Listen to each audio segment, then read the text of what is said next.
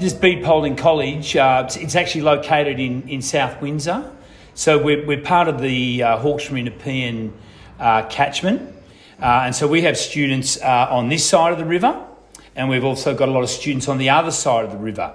So one of the impacts that does happen in our school community is we get isolated when it floods.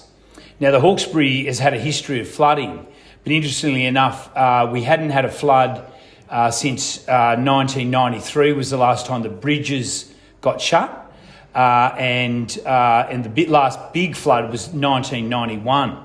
And as time's gone by, I think the engagement of students has been a lot less because it's really like a history lesson. In 2019, an initiative was started by Western Sydney Uni and the SES. They must have had a sort of pipeline to knowing that maybe a flood was happening. And I joined Bede Polding into this pilot.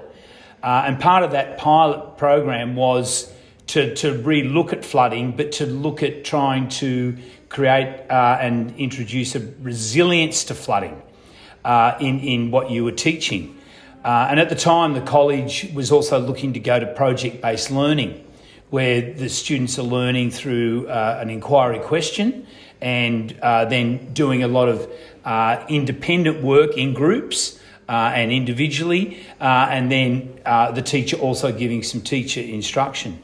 The project was launched with the driving question of how can we, as citizens of the Hawkesbury, create community awareness around the importance of being prepared for a flood in the HNBC.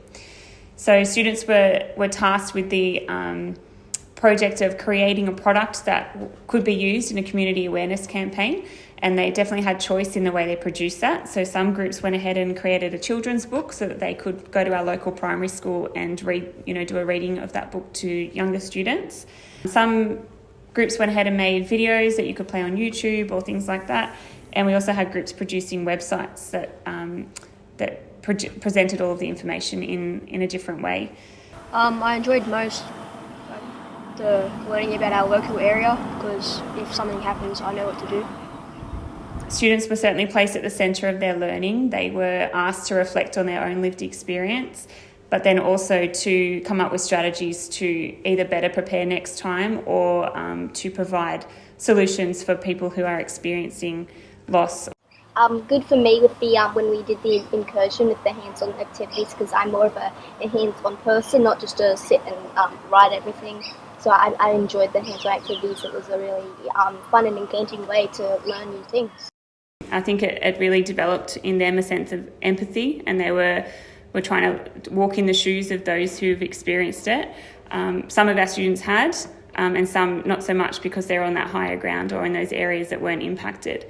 So I guess what we saw come out of it was just definitely a growth in awareness and in knowledge about these events and those impacts on the community.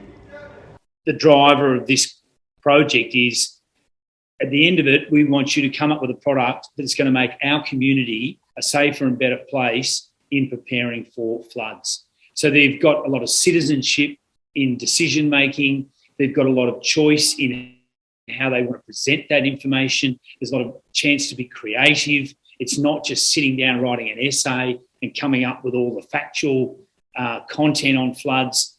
It's about their chance to send a message to the community on what they think is the best way to help prepare for floods.